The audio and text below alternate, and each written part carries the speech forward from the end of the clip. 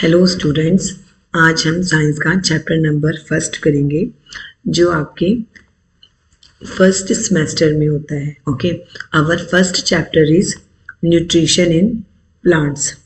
Our first chapter is nutrition in plants. Let's start now. Nutrition in plants का मतलब क्या होता है कि जो प्लांट्स हैं वो अपने न्यूट्रिएंट को कैसे अपटेक करते हैं, मीन्स वो अपना न्यूट्रिएंट कैसे लेते हैं। In class 6th you learned that food is essential for all living organisms। आपने अपने क्लास 6th में रीड ही किया है कि जो आपका जो फूड होता है ये सभी लिविंग ऑर्गेनिजम्स के लिए इसेंशियल है। इसेंशियल मीन्स कि हम इसके बिना सर्वाइव ही नहीं कर सकते, हम फूड के बिना जीवित ही नहीं रह सकते। You also learn that carbohydrates, proteins, fats, vitamins and minerals are components of food. And आपने ये भी रीड किया है, ये भी लर्न किया है कि carbohydrates, proteins, fats, vitamins and minerals ये सब फूड के कंपोनेंट्स होते हैं। These components of food are called nutrients and are necessary for our body. And ये जो कंपोनेंट्स होते हैं फूड के, इन्हें हम क्या बोलते हैं, मेनली न्यूट्रिएंट, एंड ये हमारी बॉडी के लिए नेसेसरी होती हैं। All living organisms require food. जितने भी लिविंग ऑर्गेनिजम्स होती हैं, मीन्स चाहे वो कोई आंट है या हम जैसे ह्यूमन बीइंग है, मीन्स चाहे कोई जितना मर्जी स्मॉलेस्ट ऑर्गेनिज्म है, जैसे कि कोई आंट हो गया, किसी टाइप का कोई चींटी वगैरह हो गया, ओके, या जैसे हम लोग हैं, इतने मतलब इतना बिग लिविंग ऑर्गेनिजम्स है जो सबको फूड की रिक्वायरमेंट होती है। Plants can synthesise food for themself. Plants जो होते हैं वो अपना खाना अपने आप बना सकते हैं, but animals including humans can not. But animals जैसे कोई भी एनिमल्स हो गया, इनफैक्ट यहाँ तक कि हम ह्यूमन बींग्स भी अपना खाना खुद प्रिपेयर नहीं कर सकते। ठीक है, आपने ये पढ़ा भी होगा कि जो प्लांट्स होते हैं वो अपना खाना खुद कैसे प्रिपेयर करते हैं। एक प्रोसेस होती है दैट इज फोटोसिंथेसिस। इसके बारे में आपने पहले भी स्टडी किया होगा अपनी लोअर क्लासेस में। वो फोटोसिंथेसिस की प्रोसेस से अपने खाने को बनाती है। They get it from plants और एनिमल्स दैट ईट प्लांट्स। जो हम ह्यूमन बींग्स होते हैं या फिर एनिमल्स जो होते हैं, ये अपना खाना कहाँ से लेते हैं, प्लांट्स से लेते हैं या फिर उन एनिमल्स से लेते हैं जो प्लांट्स पे ईट करते हैं। Thus humans and animals are directly और इनडायरेक्टली डिपेंडेंट ऑन प्लांट्स। इसलिए जो ह्यूमंस होते हैं या फिर जो एनिमल्स होते हैं वो डायरेक्टली या फिर इनडायरेक्टली वे से प्लांट्स पे ही डिपेंड करते हैं अपने फूड के लिए। Boojo wants to know how plants prepare their own food. अब जो बूजो है वो ये जानना चाहता है कि जो प्लांट्स हैं वो अपना खाना खुद कैसे प्रिपेयर करती हैं। Mode of nutrition in plants. अब हम क्या पढ़ेंगे कि जो प्लांट्स हैं वो अपने खाने का इनटेक कैसे करते हैं। Plants are the only organisms that can prepare food for themselves by using water। Plants he only ऐसे organisms होते हैं जो अपना खाना खुद prepare कर सकते हैं by using water। water का use करके, वाटर का यूज करके, कार्बन डाइऑक्साइड का यूज करके और मिनरल्स का यूज करके। ओके, मैं ये लाइन दोबारा से रिपीट कर रही हूँ कि जो प्लांट्स होते हैं वही ओनली ऐसे ऑर्गेनिजम्स होते हैं जो अपने फूड को खुद प्रिपेयर, अपने दमसेल्फ प्रिपेयर करते हैं। किसी को यूज करके प्रिपेयर करते हैं, वो water, carbon dioxide and minerals को यूज करके। The raw materials are present in their surroundings.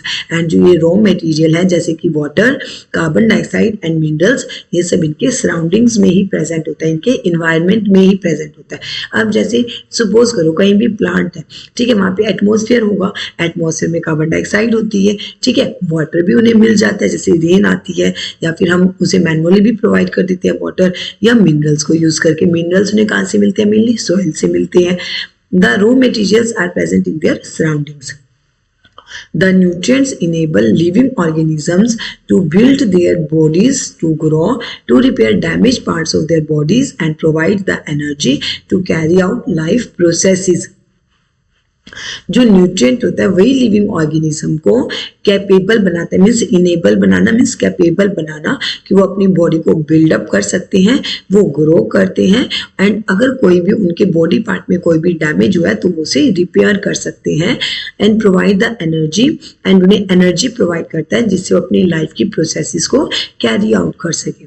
मैं ये लाइन दोबारा से रिपीट कर रही हूँ एक बार कि जो हम न्यूट्रिएंट्स का अपटेक करते हैं, अपने जो हम फूड लेते हैं, फूड में जो न्यूट्रिएंट्स होते हैं जैसे कार्बोहाइड्रेट, प्रोटीन, फैट्स, ठीक है, ये क्या करते हैं, लिविंग ऑर्गेनिजम्स की जो बॉडी ग्रो करती है वो भी इन्हीं से ग्रो करती है।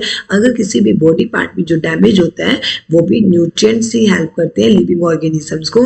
एंड जो कुछ भी हमारी डेली रूटीन में जो लाइफ प्रोसेसेस होती हैं जैसे खाना बनाना, कोई भी वर्कआउट वाला काम करना, वो सब हमें कैसे कैपेबल होते हैं करने के, with the help of nutrients. Nutrient हमें एनर्जी प्रोवाइड करता है। एंड न्यूट्रिएंट हमें कहां से मिलते हैं, फूड में न्यूट्रिएंट प्रेजेंट होती है। Okay, nutrition is the mode of taking food by an organism and its utilisation by the body. जो न्यूट्रिशन होता है यही एक मोड है फूड को इनटेक करने का ऑर्गेनिज्म से, and utilisation by the body, and body इसे ही यूटिलाइज करता है। The mode of nutrition in which organisms make food themselves from simple substance is called autotrophic nutrition. जो मोड ऑफ न्यूट्रिशन जिसमें ऑर्गेनिजम्स अपना खाना खुद प्रिपेयर करते हैं किसी सिंपलर सब्सटेंस से, उन्हें हम क्या बोलते हैं, ऑटोट्रॉफिक न्यूट्रिशन। ऑटोट्रॉफिक न्यूट्रिशन क्या होता है, mode of nutrition in which organisms make food themselves. यहाँ पे इस टाइप के मोड ऑफ न्यूट्रिशन में ऑर्गेनिजम्स अपना खाना खुद प्रिपेयर करते हैं सिंपलर सब्सटेंसेस से, उन्हें हम क्या बोलते हैं, ऑटोट्रॉफिक न्यूट्रिशन। ऑटो मीन्स होता है self and troughs means nourishment. ठीक है, ये क्या करते हैं, अपना नरिशमेंट, अपना न्यूट्रिशन खुद प्रिपेयर करते हैं, इसलिए हम इन्हें क्या बोलते हैं, autotrophics. Therefore plants are called autotrophs, and इसलिए हम प्लांट्स को ऑटोट्रॉफ्स बोलते हैं क्योंकि जो प्लांट्स होते हैं वो अपना न्यूट्रिशन खुद प्रिपेयर करते हैं। Animals and most other organisms take in food prepared by plants. जैसे जो एनिमल्स होते हैं या फिर कोई और अदर ऑर्गेनिजम्स होते हैं वो फूड को कैसे इनटेक करते हैं, जो प्लांट्स प्रिपेयर करते हैं उसी फूड का वो इनटेक करते हैं। दे आर कॉल्ड हिट्रोट्रॉफ्स, इसलिए उनको क्या बोलते हैं, हिट्रोट्रॉफ्स। फॉर एग्जांपल जैसे हिट्रोज होता है, हिट्रोज मीन्स अदर्स। ऑटोट्रॉफिक क्या करते हैं, अपना खाना खुद प्रिपेयर करते हैं, देमसेल्फ प्रिपेयर करते हैं। Okay, for example plants. And heterotrophics क्या होते हैं, जो अपने खाने के लिए दूसरों पे, प्लांट्स पे डिपेंड करते हैं। ओके, प्लांट्स पे डिपेंड करते हैं, उन्हें हम क्या बोलते हैं, हिट्रोट्रॉफ्स। हम ह्यूमन बीइंग क्या है, हम हिट्रोट्रॉफ्स हैं। Okay, just a minute. Yes, next is Paheli wants to know why our body cannot make food from carbon dioxide, water and minerals like plants do. अब पहेली जो है अब वो ये वॉन्डर्ड करती है कि जैसे प्लांट्स अपना खाना खुद प्रिपेयर कर लेते हैं तो हम एनिमल्स, हम ह्यूमन बींग्स क्यों नहीं प्रिपेयर कर सकते। Now we may ask where the food factories of plants are located. अब हम मतलब कि मेनली ये क्वेश्चन हमारे माइंड में जरूर आएगा कि जो प्लांट्स होते हैं उनके फूड फैक्ट्री कहाँ पर लोकेट होती है ना। फूड फैक्ट्री में जहाँ पे वो फूड का प्रोडक्शन करते हैं। Whether food is made in all parts of plant और ओनली इन सर्टेन प्लांट्स। क्या जो फूड का वो प्रिपरेशन करते हैं क्या वो प्लांट्स के कुछ एक पार्ट्स में प्रिपेयर किया जाता है या फिर सभी पार्ट्स ऑफ प्लांट में फूड का प्रिपरेशन कर सकते हैं plants. How do plants obtain the raw materials from the surrounding. And जो प्लांट्स हैं उन्हें रॉ मटेरियल कैसे मतलब वो ऑब्टेन करते हैं अपने सराउंडिंग से। How do they transport them to the food factories of plants. And कैसे वो इस रॉ मटेरियल को अपनी जहाँ पे फूड का प्रिपरेशन होना है, जहाँ पे फूड को बनाना है, उन्होंने उस फैक्ट्री को कैसे ट्रांसपोर्ट करते हैं, मतलब कैसे वहाँ तक पहुँचाते हैं जहाँ पे खाना बनना है। Photosynthesis food making process in plants. Okay, photosynthesis एक मतलब की प्रोसेस होती है जिसे यूज करते हैं प्लांट्स अपना खाना प्रिपेयर करने के लिए।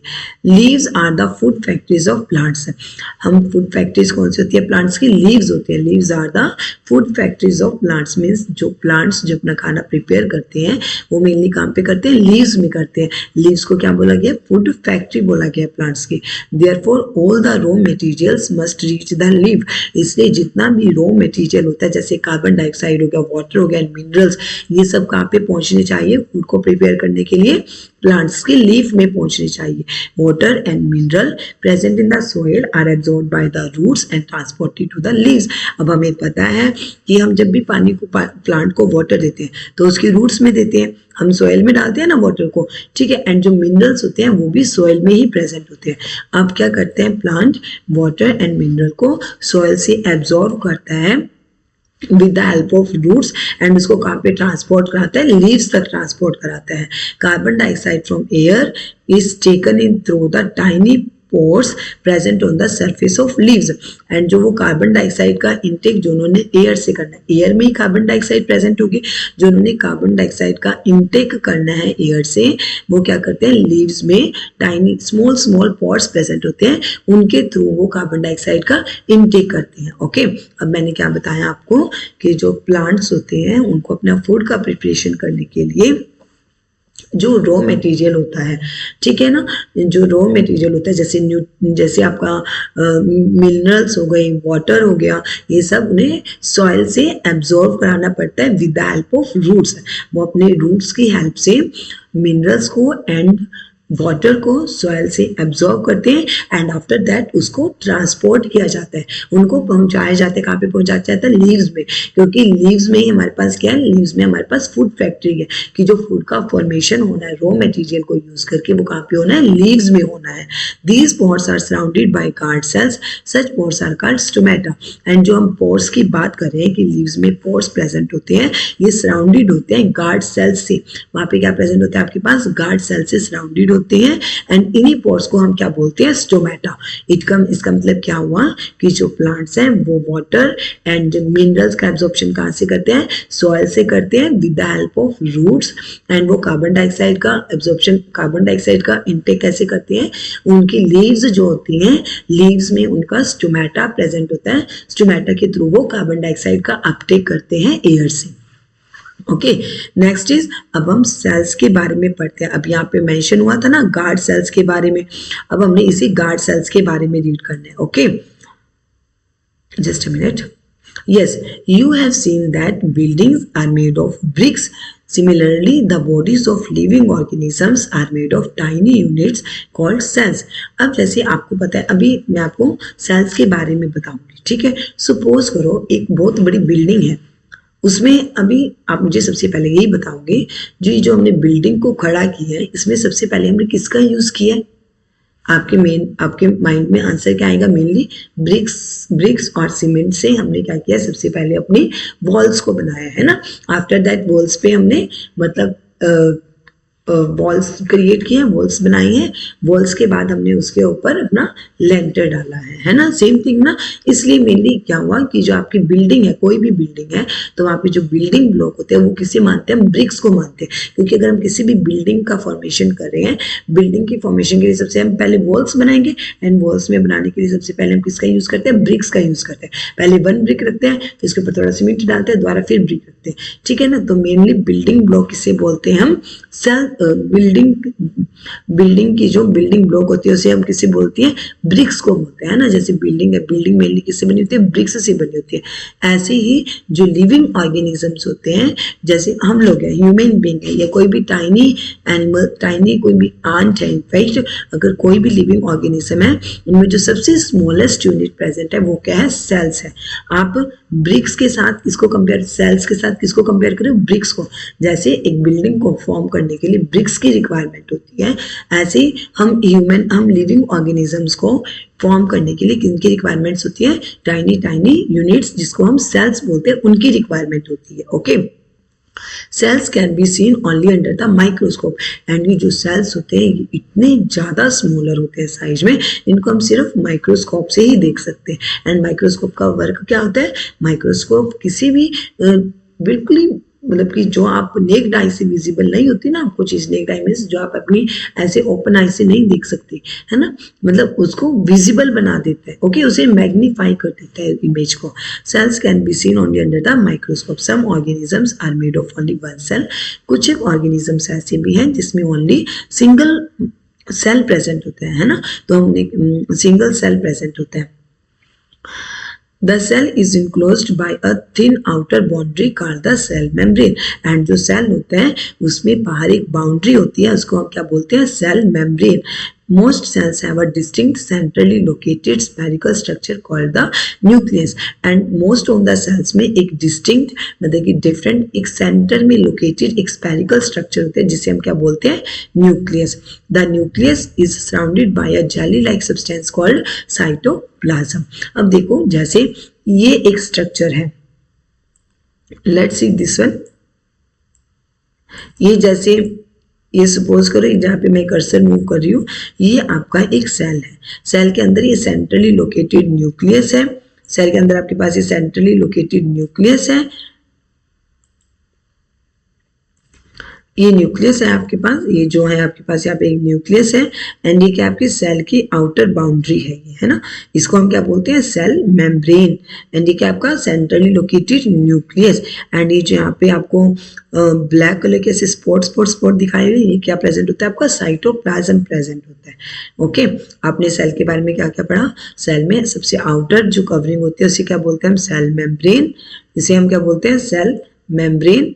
एंड आपका ये जो बीच में जो सेंट्रली लोकेटेड जो राउंड सर्कल दिखाया हुआ है, ये क्या होता है आपका न्यूक्लियस। ओके, एंड ये जो आपका ये जो कंटेंट यहाँ पे शो किया हुआ है ब्लैक डॉट से, क्या होता है आपका जैसे साइटोप्लाज्म। ओके, नेक्स्ट इज, अब हम आगे रीड करते हैं इसके बारे में। Buju wants to know how water and minerals absorbed by roots reach the leaves. अब बुजू के माइंड में एक क्वेश्चन आता है कि जो प्लांट्स वाटर एंड मिनरल्स को रूट्स से एब्जॉर्ब करते हैं वो लीव्स तक पहुंचता कैसे है, क्योंकि रूट्स सबसे निचला पार्ट होता है जो आपकी सॉइल में होता है ना, एंड लीव्स आपका ग्राउंड के सरफेस पे, ग्राउंड से भी ऊपर होता है ना, ग्राउंड के सरफेस पे होता है। तो वो ऐसे पूछती है कि जो आपने वाटर एंड मिनरल्स का जो एब्सॉर्प्शन किया है रूट ने, वो लीव्स तक कैसे पहुंचता है। Water and mineral are transported to the leaves by the vessels which run like pipes through the root, the stem, the branches and the leaves. जो आपका जो वाटर एंड मिनरल्स होता है, ये कहाँ पे ट्रांसपोर्ट किया जाता है, water and minerals transported to the leaves. Water and minerals को लीव्स में ट्रांसपोर्ट किया जाता है। कैसे ट्रांसपोर्ट किया जाता है, एक टाइप ऑफ वेसल्स प्रेजेंट होती है जो कि एक पाइप की तरह होती है। ओके, वो कहाँ से, रूट से होती है, पहले स्टेम में, फिर स्टेम के बाद ब्रांचेस में, ब्रांचेस के बाद लीव्स में, मतलब कि मूव ऑन करती है। ओके, कैसे होता है, आप ऐसे सपोज कर सकते हो कि रूट्स से स्टार्ट हो जाता है एक पाइप सिस्टम, वो आपके पहले रूट्स के बाद वो स्टेम में एंटर करेगा, स्टेम के बाद वो ब्रांचेस में, एंड आफ्टर दैट वो लीव्स पे आके एंड हो जाता है। Okay, they form a continuous path और passage for the nutrient to reach the leave. And ये जो आपकी जो वेसल्स होती है, जो पाइप लाइक स्ट्रक्चर होता है जो आपकी रूट से शुरू होता है और लीव्स पे आके फिनिश होता है, एक कॉन्टिन्यूस पाथ या फिर पैसेज होता है जिससे आपके न्यूट्रिएंट्स को लीफ तक पहुंचाया जाता है। They are called vessels, and इनको पाइप्स को क्या बोलते हैं हम, वेसल्स बोलते हैं। You will learn more about transport of minerals in plant in chapter 7। अब इससे ज़्यादा आप कहाँ पे 7th चैप्टर में रीड करेंगे। Paheli wants to know what is so special about the leaves that they can synthesise food but other parts of the plants can not. अब पहली ये वॉन्डर करती है, पहले भी ये जानना चाहती है कि ऐसा लीव्स में क्या प्रेजेंट है कि जो फूड का सिंथेसाइज ओनली लीव्स ही कर सकते हैं, अदर पार्ट्स भी तो है प्लांट के, वहाँ पे फूड का प्रोडक्शन, फूड का सिंथेसिस क्यों नहीं हो रहा है। ओके, नेक्स्ट इज, अब इसका आंसर है यहाँ पे। Okay, the leaves have a green pigment called chlorophyll. It helps leaves to capture the energy of the sunlight. This energy is used to synthesise food from carbon dioxide and water. The leaves में ऐसा क्या present होता है जहाँ पे food का synthesise किया जाना है, क्योंकि लीव्स के अंदर एक ग्रीन पिगमेंट प्रेजेंट होता है जिसको हम क्या बोलते हैं, क्लोरोफिल। लीव्स में क्या प्रेजेंट है, एक ग्रीन पिगमेंट प्रेजेंट है जिसको क्या बोला गया है, chlorophyll. It helps leaves to capture the energy of the sunlight, and ये help करता है leaves को कि जो sunlight से जो energy आ रही है वो उसे capture करें। This energy is used to synthesize food from carbon dioxide and water, and इसी energy को आपके जो leaves है utilize करते हैं and फिर वो carbon dioxide and water को use करके food का formation करते हैं। Since the synthesis of food occur in the presence of sunlight, it is called photosynthesis। Because food का formation in the presence of sunlight हो रहा है, इसलिए हम इसे क्या बोलते हैं, फोटोसिंथेसिस। फोटो मीन्स होता है light and synthesis means combine, मतलब कि लाइट की प्रेजेंस में इन आपस में कंबाइन किया जाता है। So we find that chlorophyll, sunlight, carbon dioxide and water are necessary to carry out the process of photosynthesis. अब इसलिए हमें क्या पता चलता है, इससे क्या कंक्लूड कर सकते हैं हम कि chlorophyll, sunlight, carbon dioxide and water, ये सभी नेसेसरी होते हैं फोटोसिंथेसिस की प्रोसेस को कैरी आउट करने के लिए। बिकॉज अगर लाइट भी प्रेजेंट नहीं है तब भी फोटोसिंथेसिस की प्रोसेस नहीं होगी, अगर कार्बन डाइऑक्साइड ना मिले उन्हें तब भी प्लांट्स फोटोसिंथेसिस को प्रोसेस को परफॉर्म नहीं कर सकते। As such with water and minerals as well, ठीक है।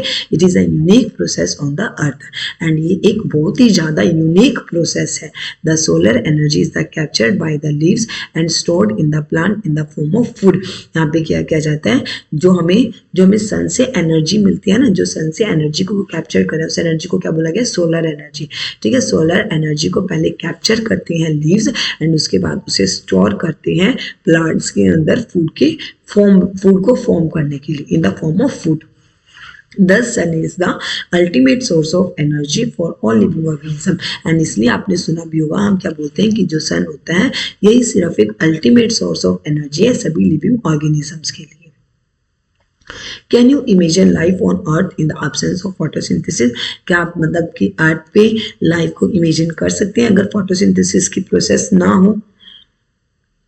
बिकॉज अगर फोटोसिंथेसिस प्लांट्स नहीं कर पाए तो अपना खाना नहीं प्रिपेयर कर पाएंगे वो। अगर वो खाना प्रिपेयर नहीं कर पाएंगे तो जो हम ह्यूमन बींग्स, जो हम एनिमल्स, ठीक है ना, जितने भी लिविंग ऑर्गेनिजम्स हैं वो सब किस पे डिपेंड करते हैं, प्लांट्स पे डिपेंड करते हैं डायरेक्टली और इनडायरेक्टली। फिर हम सबको भी अपना खाना नहीं मिल पाएगा, है ना। In the absence of photosynthesis there would not be any food. Photosynthesis की एब्सेंस में अगर फोटोसिंथेसिस की प्रोसेस ना हो तो हमें किसी को भी खाना नहीं मिल पाएगा। The survival of almost all living organisms directly और indirectly depends upon the food made by the plants. जो जितने भी लिविंग ऑर्गेनिजम्स हैं ऑलमोस्ट उन सब का सर्वाइवल किस पे डिपेंड करता है, डायरेक्टली और इनडायरेक्टली उसी फूड पे डिपेंड करता है जो plants with the help of photosynthesis prepare करते हैं। Beside oxygen which is essential for the survival of all organisms is produced during photosynthesis। in fact क्या होता है कि जो ऑक्सीजन जो हम सबको अपने सर्वाइवल के लिए रिक्वायरमेंट होती है वो भी फोटोसिंथेसिस की प्रोसेस के टाइम उसको भी प्रोड्यूस किया जाता है। इन the absence of photosynthesis life would be impossible on the अर्थ। अगर फोटोसिंथेसिस की प्रोसेस ना हो तो मतलब अर्थ पे लाइफ ही पॉसिबल नहीं है। अब हम ये वाला रीड कर लेते हैं एक बार। Beside leaves photosynthesis also takes place in other green part of the plant in green stem and green branches. And आपने ये रिमाइंड रखना है बिकॉज बिसाइड लीव्स के अलावा आपकी जो फोटोसिंथेसिस है वो अगर आपका मतलब कि प्लांट का कोई भी पार्ट ग्रीन है, ठीक है ना, अगर आपके पास किसी प्लांट की ग्रीन स्टेम है या फिर उसकी ग्रीन ब्रांचेस है वहाँ पे भी फोटोसिंथेसिस का प्रोसेस हो सकता है, ठीक है। बिकॉज जो ग्रीन कलर है वो किसकी वजह से, क्लोरोफिल की प्रेजेंस से है। The desert plants have scale और spine like leaves to reduce loss of water by transpiration. And आपने कभी नोटिस किया होगा कि जो डेजर्ट प्लांट्स होते हैं उनके जो लीव्स होते हैं ना, उनके स्केल और लीव्स लाइक और स्पाइन लाइक, उनके जो लीव्स होते हैं वो स्पाइन लाइक होते हैं, मतलब कि जैसे कांटे होते हैं वैसे होते हैं, क्योंकि जो वाटर का लॉस होता है ट्रांसपायरेशन से इसे वो कम कर सके। क्योंकि डेजर्ट एरिया है वहाँ पे तो वाटर की पहले से ही कमी है। अगर प्लांट्स इतना ज़्यादा वाटर लॉस करने लगेगा ट्रांसपिरेशन से तो प्लांट को तो सर्वाइव करना मुश्किल हो जाएगा। इसलिए डेजर्ट एरिया में क्या होता है कि जो प्लांट्स के लीव्स होते हैं वो स्पाइन होते हैं, क्योंकि स्पाइन या फिर वो ज़्यादा रेड्यूस लीव्स होते हैं बिकॉज जिससे उनका जो वाटर लॉस है उसको वो रेड्यूस कर सके, जो ट्रांसपिरेशन की प्रोसेस है उसे वो कम कर सके। This plants have green stems which carry out photosynthesis. And in type के प्लांट्स में क्या होता है, ग्रीन कलर के स्टेम होते हैं जिससे वो फोटोसिंथेसिस को कैरी आउट कर सके। अब हमने आगे ये पढ़ना था। During photosynthesis, chlorophyll containing cells of leaves in the presence of sunlight use carbon dioxide and water to synthesize carbohydrates. The process can be represented in an equation. Okay, during photosynthesis की process के time क्या होता है, chlorophyll containing cells of leaves के जिन cells में chlorophyll present होती है ना, leaves के जिन भी cells में chlorophyll present होती है वो sunlight की presence में carbon dioxide को and water को यूज करते हैं एंड कार्बोहाइड्रेट्स का फॉर्मेशन करते हैं। एंड इसी जो इक्वेशन है इसी को हम, ये जो रिएक्शन है इसी को हम मतलब ऐसे भी शो कर सकते हैं कि कार्बन डाइऑक्साइड प्लस वाटर को यूज करके plants in the presence of sunlight and chlorophyll ये कार्बोहाइड्रेट्स प्लस ऑक्सीजन का फॉर्मेशन करते हैं। ओके, आपने याद रखना किस किस को यूज किया गया है, कार्बन डाइऑक्साइड एंड वाटर को यूटिलाइज किया गया है in the presence of sunlight and leaves में, मतलब कि लीव्स में या फिर जो सेल्स में क्लोरोफिल प्रेजेंट होता है वहाँ पे इस रिएक्शन को परफॉर्म किया जाता है। कार्बन डाइऑक्साइड एंड वाटर को यूज करके in the presence of sunlight जो आपके क्लोरोफिल कंटेनिंग सेल्स होते हैं वो कार्बोहाइड्रेट एंड ऑक्सीजन का फॉर्मेशन करते हैं। अब जैसे आपके पास ये है, ओके, आपके पास ना ये सेक्शन ऑफ लीफ दिया हुआ है, मीन्स जब आप लीफ को मतलब कि स्मॉल स्मॉल पीसेस में ब्रेक करते हो एंड जब आप उसको माइक्रोस्कोप में विजिबल करते हो तो आपको एक स्ट्रक्चर मिलता है, ओके, जिसमें सबसे बाहर ये जो प्रेजेंट है ये भी सेल्स हैं, ये भी सेल की लेयर है and it is also cell layer, okay, and आपकी जो मतलब जो नीचे वाला पार्ट होता है लीफ का वहाँ पे आपके स्टोमेटा प्रेजेंट होते हैं। स्टोमेटा के आसपास क्या प्रेजेंट होता है, स्टोमेटा को किसी ने गार्ड सेल ने ऐसे मतलब गार्ड सेल से ऐसे वो गार्ड सेल ऐसे उसमें प्रेजेंट होते हैं। ओके, स्टोमेटा की ओपनिंग दिखाई हुई है यहाँ पे, ये आपको ये गार्ड सेल्स दिखाए हुए हैं ऐसे कि ऐसे ये ऐसे आपको ये गार्ड सेल्स दिखाए हुए हैं। ओके, एंड ये आपका क्लोरोफिल है, जिन भी सेल्स में क्लोरोफिल प्रेजेंट होता है वहीं पे आपके फोटोसिंथेसिस के प्रोसेस से कार्बोहाइड्रेट्स का फॉर्मेशन होता है एंड ऑक्सीजन का रिलीज होता है। ओके, एंड ये आपके पास स्टोमेटा ओपनिंग होती है एंड स्टोमेटा ओपनिंग कहाँ प्रेजेंट होती है, आपका जो जैसे जो नीचे वाला पोर्शन होता है लीफ का वहाँ पे आपकी स्टोमेटा ओपनिंग्स प्रेजेंट होती है मेनली। नेक्स्ट इज देखो जैसे ये है स्ट्रक्चर हमारे पास, जैसे लीव्स है, लीव्स में क्लोरोफिल प्रेजेंट है, वाटर एंड मिनरल रूट ने एब्जॉर्व किए हैं एंड यहाँ से पाइप लाइक स्ट्रक्चर से होते हुए वो पहले यहाँ पे स्टेम में आए, आफ्टर स्टेम वो आपके लीव्स में एंटर कर जाते हैं। ओके, यहाँ पे अब क्लोरोफिल प्रेजेंट होता है लीव्स में, क्लोरोफिल कंटेनिंग सेल्स प्रेजेंट होते हैं यहाँ पे, फिर in the presence of light energy, ठीक है, एंड कार्बन डाइऑक्साइड हमारे इन्वायरमेंट में प्रेजेंट होती है तो कार्बोहाइड्रेट्स एंड ऑक्सीजन का फॉर्मेशन करते हैं। ऑक्सीजन का जो वो फॉर्मेशन करता है उसको हम यूज कर लेते हैं एंड कार्बोहाइड्रेट्स को वो अपना मतलब कि ग्रो करने के लिए यूज करता है एंड अपना डेली फंक्शंस को परफॉर्म करने के लिए करते हैं। During the process oxygen is released, photosynthesis की प्रोसेस के टाइम क्या होता है जो ऑक्सीजन का रिलीज किया जाता है। The presence of starch in leaves indicate the occurrence of photosynthesis, जब भी आप कभी चेक करते हो अगर लीव्स में स्टार्च प्रेजेंट है तो इट मीन्स वहाँ पे फोटोसिंथेसिस की प्रोसेस कंटिन्यू है। Starch is also a carbohydrate because जो स्टार्च होता है वो भी कार्बोहाइड्रेट होता है। Starch is also a carbohydrate. Bujo has observed some plants with deep red, violet or brown leaves.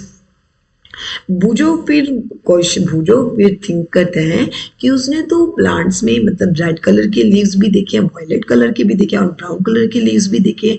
He wants to know whether the leaves also carry out photosynthesis. अब वो ये जानना चाहते हैं कि जो लीव्स होते हैं क्या ये भी फोटोसिंथेसिस के प्रोसेस को कैरी आउट कर सकते हैं, बिकॉज हम तो यही बोल रहे हैं ना कि जिनमें ग्रीन कलर होगा, जिनमें क्लोरोफिल प्रेजेंट होगा वही फोटोसिंथेसिस कैरी आउट करेंगे। अब वो पूछे कि कुछ लीव्स ऐसी भी तो होती हैं जो रेड कलर की होती हैं या वायलेट या फिर ब्राउन लीव्स होती हैं, तो उनमें फोटोसिंथेसिस की प्रोसेस कैरी आउट की जाती है। टेक 2, अब आपके पास एक एक्टिविटी गिवन है आगे। Take 2 potted plants of the same kind, keep one in the dark or in a black box for 72 hours and the other in sunlight. Okay, अब आपने क्या करना है, आपने 2 मीन्स पॉट में ग्रो करते हुए 2 प्लांट्स लेने हैं जो सिमिलर काइंड के होने चाहिए। आपने उनमें से 1 पॉटेड प्लांट को क्या करना है, डार्क में रखना है, मीन्स ब्लैक बॉक्स में रखना है जहाँ पे इसको सनलाइट अवेलेबल ना हो 72 आवर्स के लिए, 72 आवर्स के लिए। ओके, इट मीन्स कितना हो गया, 3 डेज हो गए and the other in sunlight and the same time आपने जो दूसरा पॉटेड प्लांट है उसको सनलाइट की प्रेजेंस में रखना है। Perform iodine test with the leaves of both the plants as you did in class 6। And अब आपने इन दोनों पॉटेड प्लांट्स के साथ जो आपने सनलाइट में रखा हुआ है या जो सेकंड जो आपने डार्क में रखा है उन दोनों के साथ आपने आयोडीन टेस्ट परफॉर्म करना है। Record your result. अब आपने अपना रिजल्ट रिकॉर्ड करना है। Now leave the pot which was earlier kept in the dark in the sunlight for 3 to 4 days and perform the iodine test again on its leaves. अब आपने क्या करना है, जो पहले आपने डार्क में रखा हुआ था पॉटेड प्लांट, अब आपने उसको सनलाइट में रखना है एंड 3 to 4 days उसको सनलाइट में रखने के बाद आपने वहाँ पे अब आयोडीन टेस्ट परफॉर्म करके देखना है। अब आपने अपनी जो ऑब्जर्वेशन है उसको आपने नोट डाउन करना है। Okay, the leaves other than green also have chlorophyll. The large amount of red, brown and other pigments mask the green color. Photosynthesis takes place in these leaves also. अब आपने क्या notice करना है यहाँ पे, जो लीव्स जिनमें green colour के अलावा the leaves other than green also have chlorophyll. अब उसको क्या रिस्पॉन्स मिलता है कि जो लीव्स ग्रीन कलर के सिवाय अगर उनका कोई और कलर भी होता है, ठीक है, उनमें भी क्लोरोफिल प्रेजेंट होता है। जैसे अभी भूजो ने बोला था कि अगर वायलेट कलर के हैं या फिर पिंक कलर के लीव्स हैं, यस उनमें भी क्लोरोफिल प्रेजेंट होता है, बट उनमें क्या होता है, large amount of red, brown and another pigment mask the green colour. वहाँ पे जो और पिगमेंट प्रेजेंट है जो उनको रेड, ब्राउन या फिर वायलेट कलर प्रोवाइड कर रहे हैं, वो उस ग्रीन कलर को मास्क कर देते हैं, मीन्स हाइड कर देते हैं। Photosynthesis takes place in these leaves also. Photosynthesis की प्रोसेस इन लीव्स में भी होती है। इट मीन्स क्या हुआ, जिन लीव्स का कलर आपको ऐसे लग रहा है कि वॉयलेट है, ब्राउन है या फिर रेड कलर है, उनमें भी ग्रीन कलर प्रेजेंट होता है क्लोरोफिल की प्रेजेंस वजह से, बट उनका जो ग्रीन कलर होता है उसको मास्क कर दिया जाता है आपके जो रेड कलर का पिगमेंट है उसमें या जो ब्राउन कलर का पिगमेंट है उनसे। You often see slimy green patches in ponds or stagnant water bodies. These are generally formed by the growth of organism called algae. And आपने देखा होगा कि जैसे पॉन्ड या फिर कहीं पे भी स्टेगनेंट वाटर बॉडीज होते हैं जहाँ पे देखिए पानी काफ़ी टाइम से खड़ा हो, स्टेगनेंट वाटर हो, तो वहाँ पे भी स्लाइमी ग्रीन पैचेस शो होने शुरू हो जाती हैं, ठीक है ना। एंड ये these are generally form by the growth of organisms. And ये फॉर्म कैसे होते हैं, वहाँ पे कुछ ऑर्गेनिजम्स का ग्रोथ हो जाता है। उन्हीं ऑर्गेनिजम्स की ग्रोथ को हम क्या बोलते हैं, algae. Can you guess why algae are green in colour. क्या आप गेस कर सकते हैं कि जो एल्गे होता है वो ग्रीन कलर का क्यों होता है। They contain chlorophyll which give them the green colour. उनमें भी क्लोरोफिल प्रेजेंट होता है जो उनको ग्रीन कलर प्रोवाइड करता है। Algae can also prepare their own food by photosynthesis. And इसलिए जो एल्गे होता है वो भी अपना फूड खुद प्रिपेयर कर सकता है because of presence of photosynthesis. Synthesis of plants food other than carbohydrates. जो प्लांट्स होते हैं ना वो कार्बोहाइड्रेट के अलावा भी और भी मतलब कि फूड को सिंथेसाइज करते हैं। You have just learn that plant synthesise carbohydrates through the process of photosynthesis. अभी आपने लर्न किया है कि जो प्लांट्स हैं वो कार्बोहाइड्रेट्स को फोटोसिंथेसिस की प्रोसेस से एज अ फूड सिंथेसाइज करते हैं। The carbohydrates are made of carbon, hydrogen and oxygen. And carbohydrates बने किससे होते हैं, कार्बन, हाइड्रोजन एंड ऑक्सीजन थे। These are used to synthesize other components of food such as proteins and fats. And इन्हीं मतलब कि कार्बोहाइड्रेट से जो carbon, hydrogen and oxygen present होता है इन्हीं को यूज किया जाता है फूड के अदर कंपोनेंट्स को बनाने के लिए भी, जैसे प्रोटीन्स एंड फैट्स को बनाने के लिए। But proteins are nitrogenous substances which contain nitrogen from where do the plants obtain nitrogen. But जो आपका जो प्रोटीन्स होता है उनमें नाइट्रोजन भी प्रेजेंट होता है, नाइट्रोजनस सब्सटेंस है उनमें नाइट्रोजन भी प्रेजेंट होता है। तब आपने ये बताना है कि वहाँ पे जो प्रोटीन्स की फॉर्मेशन के लिए जो उन्हें नाइट्रोजन की रिक्वायरमेंट होती है वो प्लांट्स कहाँ से गेन करते हैं।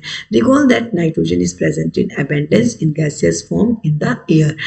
अब आप ये रिकॉल करना है कि जो नाइट्रोजन जो होती है ये गैसियस फॉर्म में हमारी एयर में अबेंडेंस में बहुत मतलब कि अबेंडेंस में प्रेजेंट है। हमारे जो एयर है हमारे एयर में nitrogen as a gas present होती है ना, ठीक है। However plants can not absorb nitrogen in this form. But जो प्लांट्स हैं वो इस नाइट्रोजन को मतलब कि एज अ गैसियस फॉर्म वो इसे एब्जॉर्ब नहीं कर पाते। Soil has certain bacteria that convert gaseous nitrogen into a usable form and release it into the soil. अब क्या होता है कि सॉइल में कुछ ऐसे बैक्टीरियाज प्रेजेंट होते हैं जो इसे गैसियस नाइट्रोजन को यूजेबल फॉर्म में कन्वर्ट करते हैं एंड सॉइल में इसे रिलीज कर देते हैं, सॉइल में इसे मिक्स कर देते हैं. These are absorb by the plants along with water.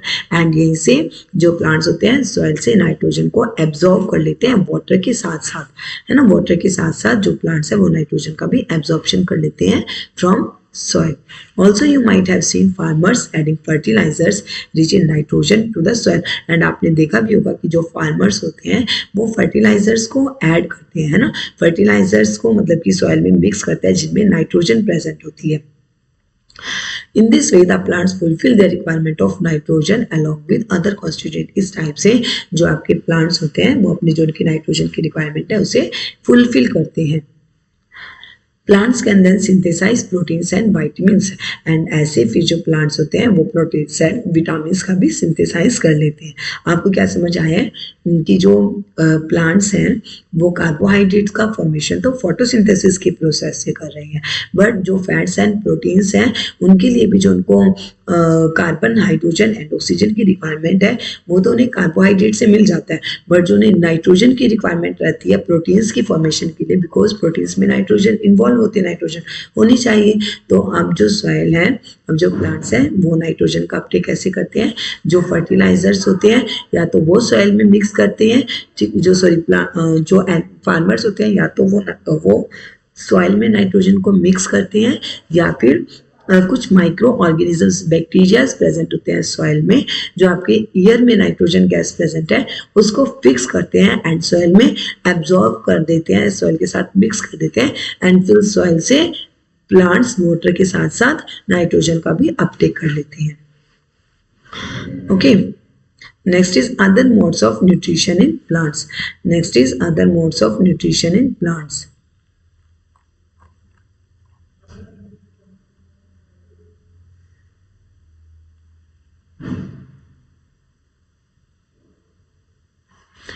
Other modes of nutrition in plants, ये हम अपने नेक्स्ट वीडियो में कवर करेंगे. Thank you class, thank you for listening me. I hope आपको ये वीडियो पसंद आई होगी and please like share and subscribe my channel.